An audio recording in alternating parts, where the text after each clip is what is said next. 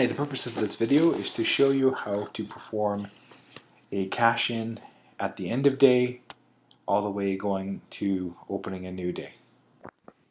What you see on the screen right now is an excerpt from the welcome package that you were emailed when you were first hired.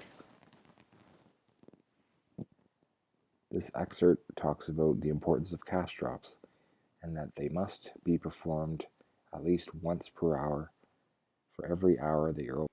You should not perform any cash drops between your final cash in of the day and when you open a new day and done your first cash in.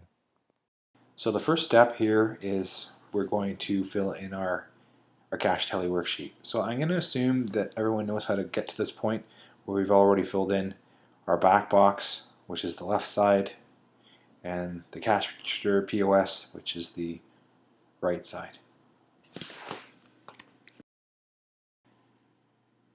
So the next step would be that we would go to our POS to do a cash in. So from this screen here, we would click on the restaurant functions, put in our clerk number and our password, click on OK. Then we go to 1 minute cash in.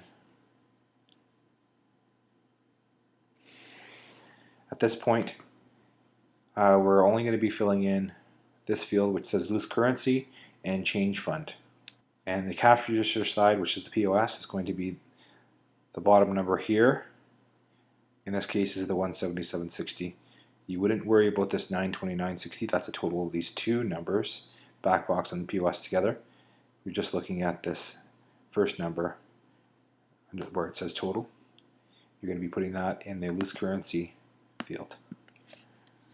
So in this case it is 177.60. So again, double checking. The back reserve total button goes to change fund, and the cash register POS total button right here, which is 177.60, this case goes to loose currency. After clicking save and then clicking on yes for confirming that the total is correct, it's going to take you to this screen. It's going to give you a cash in drawer report. Now what we want to pay attention to is this over short line right here. Currently it says minus $934.65. You can ignore that for now, but when you do the cash in, it should be very close to $0. It's just for this example, I didn't put in an actual cash in, I put in just 0. And that's why it gave me this huge negative number. So if there is a number that's way off, then you want to double check to make sure that your counts are correct. But most of the time it should come in close to 0. So at this point you would hit close. You don't have to hit save. You just want to hit close.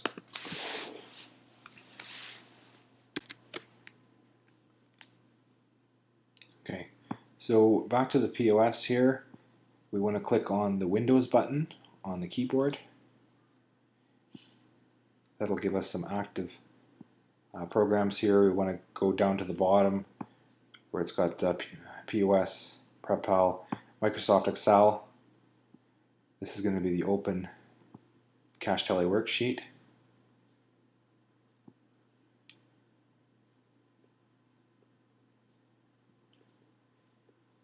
We want to save this as, and this older version of Microsoft Excel, it's this button up here.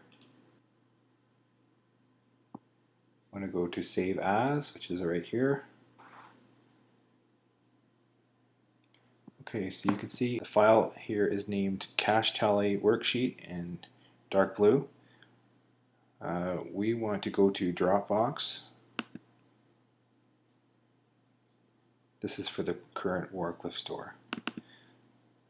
So Wharncliffe store files, and we want to go into the Cash Tally Worksheet folder, which is right here. I open it. Then you want to go to the current week. Right now, with today's date is January 22nd, so week ending January 24th is great. So you can see again, it's the name of this file is currently Tally Coin Order Worksheet. We're going to click on one of these to change the format. So you can see now that the format says January 20th, 1:55 p.m. We want to keep this format. We're going to change it to today's date. So let's say, for example, this was January 30th, and we just did a cash in at 2:03 p.m. and then I would put my name. The XLS is something you don't have to worry about. You can ignore that. So I'm just going to put Jason. Okay, and then I click save.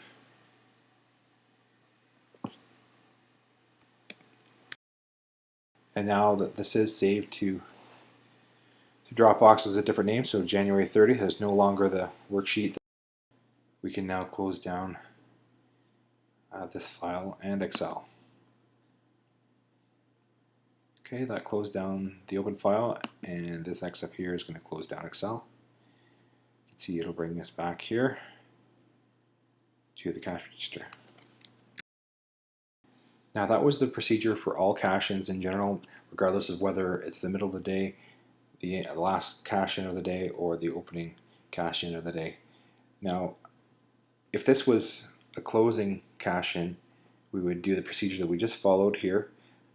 We wouldn't be doing any cash drops whatsoever. At this point, we would have just been doing those prior to us even starting our cash-in.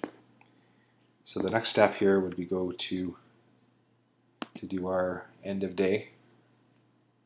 So you go to restaurant functions, put in your username and password, operations. The end day button is right here. So after you end the day, you start up a new day. It is right here. And then it would bring you to the cash-in screen. So you would do the exact same thing as you did earlier in this video. Again, you're only going to be using the loose currency field and the change fund field.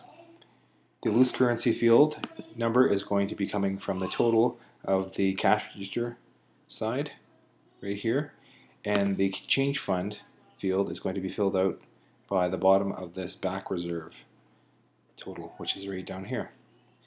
So in this case, again, we would put in 177.60 under loose currency, and we would put in $752 in the change fund. We would click on save.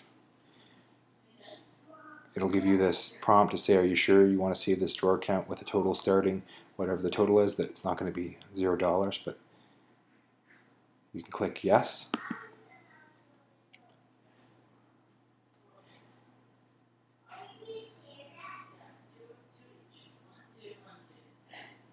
It'll bring you to this screen, which we already discussed. You can click close.